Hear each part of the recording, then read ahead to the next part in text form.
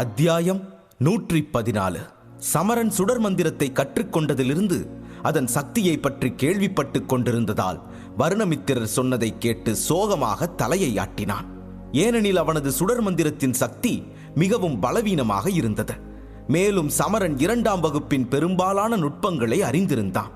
அதை பயன்படுத்திய பிறகு அவனது சக்திகள் குறைக்கப்பட்டன.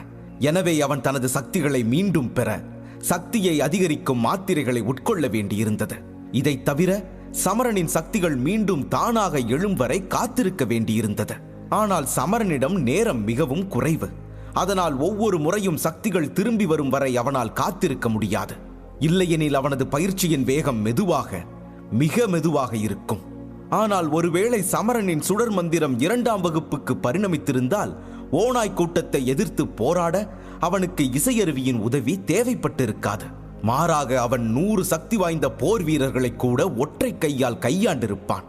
முதல் நிலை மற்றும் 2ஆம் நிலை ஒளிகளுக்கு இடையே உள்ள மிகப்பெரிய வித்தியாசமே சக்திதான். எனவே சமரன் இந்த நேரத்தில் தனது ஒளி விரைவில் உருவாக வேண்டும் என்று விரும்பினான். அப்படி முடிந்தால் வலிமை மிக்க தெய்வீக ஒளியை கூட சமரனால் கட்டுப்படுத்த முடியும். மேலும் 2ஆம் வகுப்பு ஒளி இல்லாமல் திவ்ய ஒளி போன்ற சக்தி வாய்ந்த ஒன்றை கட்டுப்படுத்துவது சாத்தியமில்லை என்பது சமரனுக்கு நன்கு தெரியும். பாலைவனத்தில் வீடு வீடாக அலைந்து திரிந்த பயணிக்கு கிணற்று தண்ணீர் கிடைப்பது போல சமரனுக்கு இந்த ஒளி கிடைத்திருந்தது. அதனால் இந்த ஊதா நிற ஒளியால் அவன் மிகவும் மகிழ்ச்சி அடைந்தான். இதற்கிடையில் அவனது குரு வருணமித்திரர் ஏதோ யோசித்து சமரனை பார்த்தார். பார் சமரா, இந்த மந்திர ஒளியை கட்டுப்படுத்தி உன்னோட சுடர் மந்திரத்தை நீ வளர்க்க விரும்பினா அதுக்கு ஒரே ஒரு வழிதான் இருக்கு என்றார். அவர் சொல்வதை கேட்டதும் சமரனின் கண்களில் ஒரு வித்தியாசமான பிரகாசம் தோன்றியது. அது என்ன வழிமுறை குருவே, சொல்லுங்க என்று ஆர்வமாக கேட்டான். சமரனின் கண்களில் இருந்த நம்பிக்கையை பார்த்த வருணமித்திரர் மீண்டும் ஊதா நிற ஒளியின் பக்கம் பார்வையை திருப்பினார். இந்த ஒளிய சக்தி பீடமா மாத்தணும். அதுக்கு பிறகு மெதுவா அதை வளர விடலாம். இந்த சக்தி பீடம் கொஞ்சம் பெருசா மாறின உடனே உன் சுடர் மந்திரத்தை உருவாக்க நீ இதை பயன்படுத்தலாம் என்றார் வருணமித்திரர். அவரின் இந்த வார்த்தைகளை கேட்ட சமரன் உடனே ஆச்சரியப்பட்டு, சக்தி பீடமா என்று கேட்டான். பின்பு சத்தமாக சிரிக்க ஆரம்பித்தான்.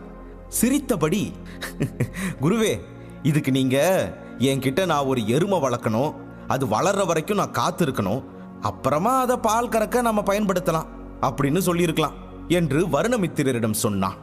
சமரன் சொன்னதை கேட்டு வருணமித்திரரும் கொஞ்சம் சிரித்து விட்டு, நீ சொல்றது சரிதான் சமரா, சக்தி பீடத்தை வளர்க்கறது எரும மாடு வளர்க்கறது போல கடினமான வேலைதான் என்று கூறி மேலும் சிரித்தார். சிரித்துக் கொண்டிருந்த சமரன் பின் சிரிப்பதை நிறுத்திவிட்டு விரலில் இருந்து வெளிவரும் ஒளியின் மீது தனது கவனத்தை செலுத்தினான். ஏனெனில் இந்த நேரத்தில் அதுதான் சுடர் மந்திரத்தை உருவாக்க ஒரே வழி. மேலும் தெய்வீக தீபங்கள் தன்னிடமிருந்து இன்னும் வெகு தொலைவில் இருப்பதை சமரன் நன்கு அறிந்திருந்தான். அதனால் அவன் தனது வலிமையை அதிகரிக்க இந்த மாய ஒளியையே பயன்படுத்த முடிவு செய்தான். பின் சமரன் தனது தலையை அசைத்து, அது சரி குருவே, இதை நான் எப்படி சக்தி பீடமா மாத்துறது என்று வருணமித்திரரிடம் கேட்டான். கவலைப்படாத சமரா, இந்த ஒளி உரிமையாளர் இல்லாம இருக்கிறதால அதை மாத்துறது ஒன்றும் அத்தனை கடினமானது இல்லை. அது மட்டும் இல்ல, இதை மாத்துறது உனக்கு ஆபத்தானதும் இல்லை. அதனால இதுக்காக நீ செய்ய வேண்டியதை நான் உனக்கு சொல்றேன் என்றார் வருணமித்திரர். அவரின் பேச்சை கேட்டு சமரன் தலையை ஆட்டினான். பின் கண்களை மூடிக்கொண்டு தன் இடத்தில் அமர்ந்தான். உடனே வருணமித்திரர் சமரனின் நெற்றியில் விரலை வைத்து அவனின் மனதில் பல தகவல்களை பதிவு செய்தார். வருணமித்திரர் நெற்றியில் இருந்து விரலை அகற்றிய போது சமரனின் இதயம் வேகமாக துடித்தது. சமரன் நுண்ணறிவை பயன்படுத்தி அவனது உடலுக்குள் ஓடும் சக்தியையும் ஒளியையும் கவனித்தான்.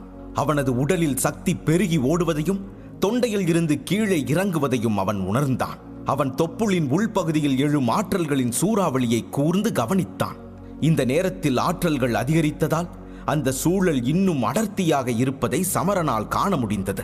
அவன் அந்த சுழற்காற்றின் அருகே சென்றவுடன் ஏதேனும் தவறு இருக்கிறதா என்று பார்க்க திரும்பினான். பின்னர் வருணமித்திரருக்கு கீழ்ப்படிந்து மெதுவாக அந்த சுழலுக்குள் நுழையத் தொடங்கினான்.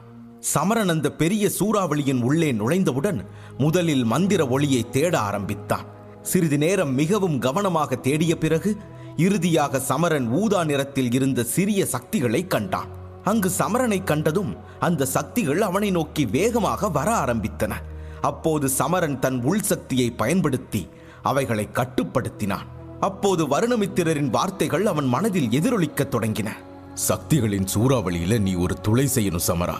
அதுல தான் இந்த மந்திர சக்தியை நிரப்ப முடியும் என்று அவர் குரல் மீண்டும் ஒலிக்க, அதை புரிந்து கொண்ட சமரன் உடனே திரும்பி தன் உள் சக்தியை பயன்படுத்தி சுழற்காற்றை தீவிரமாக சுழற்றத் தொடங்கினான்.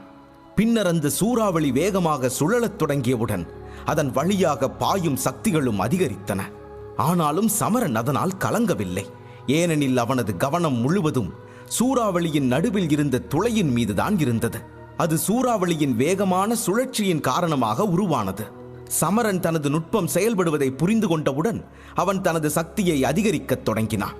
இதனால் சூறாவளியும் மிக அதிக வேகத்தில் சுழலத் தொடங்கியது. சுழலும் போது சுழலில் இருந்து பாயும் மஞ்சள் நிற ஆற்றல்கள் வெண்மையாக தோன்ற ஆரம்பித்தன. மேலும் மிக அதிக வேகத்தில் சுழற்றுவதால் சுழல் ஒரு பெரிய விசிறியின் சுழற்சியை போன்ற ஒளியை உருவாக்கத் தொடங்கியது. அதன் பிறகு சமரன் தியானத்தில் ஈடுபட்டு முன்பை விட இப்போது பெரியதாக இருந்த சுழற்காற்றின் நடுவில் உள்ள துளையை பார்த்தான். உடனே அந்த துளை சமரனின் முஷ்டிக்கு சமமாக மாறியது. அதைக் கண்ட சமரன் நிம்மதி பெருமூச்சு விட்டான். மீண்டும் தனது உள் சக்திகளை குறைக்கத் தொடங்கினான். அதன் காரணமாக சூறாவளியின் வேகமும் குறையத் தொடங்கியது. சமரன் தனது சக்திகளை முழுவதுமாக வெளியேற்றியவுடன் அந்த சுழலும் முன்பு போல பலவீனமாக தெரிந்தது. ஆனால் சமரனின் தியானத்தால் அதன் நடுவில் உள்ள துளை இன்னும் அப்படியே இருந்தது.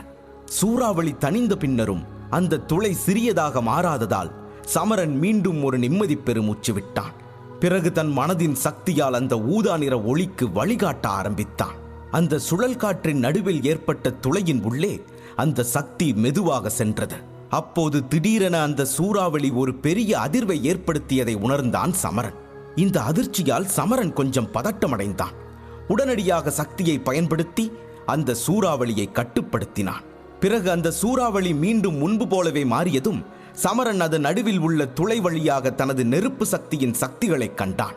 அது சூறாவளி வழியாக ஊதா நிற ஒளியை சந்திக்கத் தொடங்கியது. சமரன் அந்த ஊதா நிற ஒளியை கவனமாக பார்த்து கொண்டிருந்தான். ஏனென்றால் நெருப்பின் சக்திகள் அதை சந்தித்தவுடன் அந்த ஒளி குதிக்கத் தொடங்கியது. வெளிச்சம் அந்த துளையிலிருந்து வெளியே குதித்து விடுமோ என்று கூட பயந்தான் சமரன். ஆனால் வெளியே வருவதற்கு பதிலாக அந்த ஒளியின் நிறம் திடீரென்று கருமையாக மாறத் தொடங்கியது. பின்னர் அந்த வெளிச்சம் மேலும் மேலும் வலுப்பெற திடீரென்று அந்த ஒளியிலிருந்து ஒரு நெருப்பு வெளிப்பட்டது. அது அந்த ஊதா நிற ஒளியை முழுமையாக மூடியது. வெளிச்சத்தை மூடிய பிறகு துளைக்கு அருகில் இருள் இருந்தது. அதன் முன் ஒரு ஊதா நிற நெருப்பு மட்டுமே எரிந்தது. அது சூறாவளிக்கு வெளியே பரவத் தொடங்கியது. அதை நெருப்புச் சூறாவளியில் நுழைத்தவுடன் அந்த சுழல் திடீரென்று மிக வேகமாக சுழலத் தொடங்கியது. முதலில் சமரன் இதை பற்றி கொஞ்சம் கவலைப்பட்டான். ஆனால் அடுத்து நடந்த சூறாவளியின் நிறமாற்றத்தை பார்த்த சமரன் மிகவும் மகிழ்ச்சி அடைந்தான். சமரனின் மகிழ்ச்சிக்கு காரணம் சூறாவளி தானாகவே சுழல முடிந்தால் அதை சுழற்ற சமரன் இனி தேவையில்லை என்பதே. இதனால் சமரனுக்கு எல்லா நேரங்களிலும் அதிக சக்திகள் இருக்கும். ஆனால் இது போன்ற விஷயங்களின் உண்மையான பலன்கள் பயிற்சியின் போதுதான் அவனுக்கு கிடைக்கும். அந்த நேரத்தில் அந்த ஊதா நிற ஒளி மெதுவாக சுழன்று தொடர்ந்து சக்தியை உருவாக்கி கொண்டிருந்த துளையின் உள்ளே சென்றவுடன் ஒரு இயந்திரத்தை இயக்கியது போல உணர்ந்தான் சமரன்.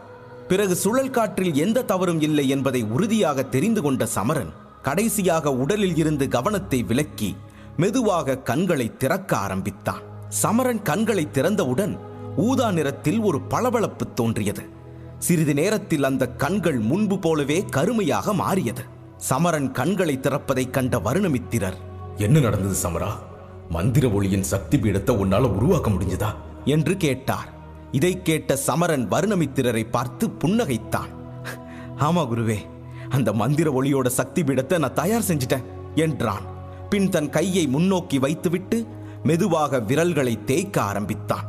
அவன் விரல்களை தேய்த்தவுடன் சமரனின் விரலில் ஒரு சத்தம் கேட்டது. அடுத்த நொடி அவன் விரல்களில் ஊதா நிற நெருப்பு எரியத் தொடங்கியது. அந்த நெருப்பை கண்ட சமரன் மிகவும் மகிழ்ச்சி அடைந்தான். அதனால் அவன் மகிழ்ச்சியுடன் அந்த நெருப்பை அங்கும் இங்கும் காட்ட ஆரம்பித்தான்.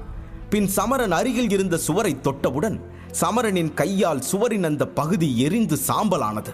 அப்போது தரையில் கிடக்கும் சாம்பலை கண்ட சமரன் சிரித்துக் கொண்டே, குருவே, இந்த ஒளி உங்களோட வெள்ளை குளிர்ந்த ஒளியை விட ரொம்ப பலவீனமா இருக்கே என்று சொன்னான்.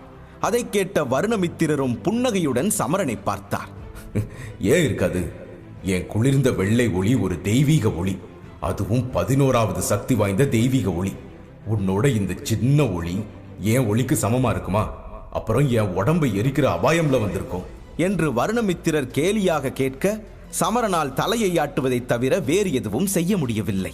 அதே சமயம் வருணமித்திரரின் வார்த்தைகளால் அவன் சற்று புண்பட்டான். ஏனென்றால் இந்த ஒளி தனக்கு கிடைத்தது அதிர்ஷ்டம் என்று அவன் நினைத்தான். ஆனால் வருணமித்திரர் நேரடியாக சமரனின் பெருமையை ஒன்றுமில்லை என்று கூறிவிட்டார். அதனால் சமரனின் இறங்கு முகத்தை பார்த்த வருணமித்திரர் அவனை சமாதானம் செய்தார். சமரா, இத பத்தி இப்ப ரொம்ப வருத்தப்படாத. உன்னோட இந்த ஒளி இப்போதான் பிறந்தது. நீயும் பிறக்கும் போது அவ்வளவு சக்தி வாய்ந்தவனா இருந்தியா என்ன? அதே மாதிரி இதை சரியா வளர்த்து இதை சிறப்பா கவனிச்சுக்கோ. இந்த ஒளி எவ்வளவு சக்தி வாய்ந்ததாக மாறும்னு நீயும் பார்த்த இல்லையா? அந்த மந்திர சிங்கம் இந்த ஒளியை எப்படி பயன்படுத்துச்சு? சக்தி சக்கரவர்த்தி அந்தஸ்தில் இருக்கிற ஒரு பொண்ணு கூட அதுகிட்ட இருந்து தப்பிக்க முடியல. இதுல இருந்தே இந்த ஒளி சாதாரண ஒளி இல்லைன்னு தெளிவா தெரியலையா என்று அந்த ஒளியை பற்றி விளக்கம் கொடுத்தார் வருணமித்திரர். அதை கேட்ட சமரன் தலையை ஆட்டினான். பின்னர் புன்னகையுடன் வருணமித்திரரிடம் திரும்பியவன், ஆனா குருவே, உண்மையை சொல்லவா? இந்த சின்ன ஒளிய அந்த மந்திர சிங்கத்தோட ஒளிய போல சக்தி வாய்ந்ததா மாத்த நான் நினைச்சா அதை செய்ய குறைஞ்சது எனக்கு 10 வருஷமாவது ஆகும். இது கூட நான் ரொம்ப குறைவா சொல்றதா தான் எனக்கு தோணுது என்றான் சமரன். அவனின் வார்த்தைகளில் மறைந்திருந்த சோகத்தை உணர்ந்த வருணமித்திரர், சாதாரணமானவங்களை பத்தி பேசினா இது உண்மைதான். ஆனா அந்த மாயசிங்கத்தோட மந்திர திரவம் உன்கிட்ட இருக்கிறத நீ மறந்துட்டியா? அதோட உதவியால இந்த ஒளியை நீ எளிதா அதிகரிக்கலாம். ஆனா அந்த திரவத்தை எடுத்துக்கிறதோட விளைவை நீ ஏற்கனவே பார்த்திருக்க. அதையும் நான் உனக்கு ஞாபகப்படுத்துறேன். அதோட வலியை நீ தாங்கிக்கிட்டா உன் மந்திர ஒளி அதிவேகமா அதிகரிக்கும் என்று அவனுக்கு புரிய வைக்க முயற்சி செய்தார். இதை கேட்டதும் சமரன் சற்று ஆச்சரியப்பட்டு, மாயசிங்கத்தோட மந்திர திரவம்? ஆமா, நான் அதை மறந்துட்டேன் குருவே என்ற சமரன் உடனே தனது மோதிரத்திலிருந்து ஒரு பச்சை நிற குப்பியை அவசர அவசரமாக வெளியே எடுத்தான். அதில் தான் குகையில் கிடைத்த மந்திர திரவத்தை வைத்திருந்தான். குப்பியை வெளியே எடுத்து அதன் மூடியை திறந்தவுடன் அந்த மந்திர திரவத்தின் விசித்திரமான வாசனையை சமரன் உணர்ந்தான். உடனே அந்த நறுமணத்தை மூக்கிற்குள் எடுத்துக்கொண்டு, கடவுளே, இது என்ன சக்தி வாய்ந்த விஷயம்! இதோட வாசனையை நுகர்ந்து பார்த்தாலே புத்துணர்ச்சியா இருக்கே என்று மீண்டும் அதை முகர்ந்தான். இதை பார்த்த வருணமித்திரர், இன்னொரு விஷயம் சமரா, இப்போ நீ அந்த மந்திர சிங்கத்தை போல ஆக போற. அதனால நீ அதை போலவே வெயில்ல பயிற்சி செய்யணும். அது மட்டும் இல்ல, போன முறை மாதிரி நீ அதே வேதனையான காட்சியை பார்க்க நினைக்கலன்னா தற்செயலா கூட அந்த மந்திர திரவத்தை அதிகமா குடிக்க முயற்சிக்காத. ஆனா அந்த வலியை நீ சந்தோஷமா உணர ஆசைப்பட்டா முழு குப்பியை கூட குடிக்கலாம். நான் ஒண்ணு சொல்ல மாட்டேன் என்று தீவிரமான குரலில் சொன்னார். அவரது தீவிரமான குரலில் இருந்த கேலியை சமரனும் புரிந்து கொண்டான். மேலும் அன்று வெயிலில் ஓடிக்கொண்டிருந்த ஆபத்தான தருணம் அவனுக்கு நினைவுக்கு வந்தது. அந்த மந்திர திரவம் அவனை எரிக்க பார்த்தது அவன் நினைவில் வரவும் சமரன் எச்சில் விழுங்கிக் கொண்டான். உண்மையில் அது மிகவும் ஆபத்தான மற்றும் வேதனையான தருணம். சமரன் அந்த எரியும் உணர்வை மீண்டும் உணர விரும்பவில்லை. கடைசியாக சொன்னதை கேட்டுவிட்டு அவன் முகத்தில் ஏற்பட்ட மாற்றத்தை பார்த்த வருணமித்திரர் கேலியாக சிரித்தார். பின் முகத்தை உண்மையான தீவிரத்திற்கு கொண்டு வந்த வருணமித்திரர், உன்னோட தற்போதைய சக்தியை கருத்துல கொண்டு பார்த்தா பயிற்சிக்கு அப்புறம் அந்த மந்திர திரவத்துல 2 துளிகள் மட்டுமே எடுக்கணும். நீ அதை அதிகமா எடுக்க முயற்சி செஞ்சா திரும்பவும் எரிஞ்சிடுவ. அதனால இந்த முறை கொஞ்சம் புத்திசாலியா நடந்துக்க என்றார். அதை கேட்ட சமரன் மீண்டும் ஒன்றும் சொல்லாமல் தலையை ஆட்டினான். அதனுடன் தொடர்புடைய வலியை அவன் ஏற்கனவே உணர்ந்திருந்ததால் வருணமித்திரரிடம் அவன் அதை பற்றி கேலி செய்யக்கூட முயற்சிக்கவில்லை. இதை பற்றி யோசித்த போது அவனின் மனதில் ஒரு கேள்வி மட்டும் எழுந்தது. உடனே வருணமித்திரரை நோக்கி திரும்பினான். குருவே, நான் உங்க பேச்சை கேட்டு இந்த ஊதா நிற ஒளிமையை வலிமையாக்க இந்த மந்திர திரவத்தை பயன்படுத்தினா அதை எவ்வளவு நாள்ல என்னால செய்ய முடியும்? நான் போரிடுற அளவுக்கு என்ன வலிமையாக்க முடியுமா என்று கேட்ட சமரன் மந்திர திரவம் நிரம்பிய ஒரு குப்பியை கையில் பிடித்துக் கொண்டு, சில வருடங்கள் ஆகும்னா நான் இதை விட்டுட்டு தெய்வீக ஒளியை தேடி போறதுதான் நல்லது என்றான். சமரா, இந்த ஊதா மந்திர ஒளிய அந்த மந்திர சிங்கத்தோட ஒளிய போல வலுவானதா மாத்த வேண்டியதில்லை. அந்த அளவு சக்தியை உன் உடல் தாங்காது. நீ எரிஞ்சு சாம்பல் ஆயிடுவ. அதனால இந்த திரவத்தை பயன்படுத்தி உன்னோட ஒளியை மட்டும் வலிமையாக்கிக்கலாம். இதுக்கு உனக்கு அதிக நேரம் ஆகாது. எப்படி இருந்தாலும் மந்திர ஒளியை இன்னும் 1 மாசத்துல இல்ல 1.5 மாசத்துல செம்மையாக்கி உன் சுடர் மந்திரத்தை வலிமையாக்க முடியும்னு நான் நினைக்கிறேன் என்றார் வருணமித்திரர். அவரின் வார்த்தைகளை கேட்ட சமரன் உடனடியாக ஆச்சரியத்துடன், 1 மாசமா என்று கொடுக்கப்பட்டுள்ளது கேட்டான்.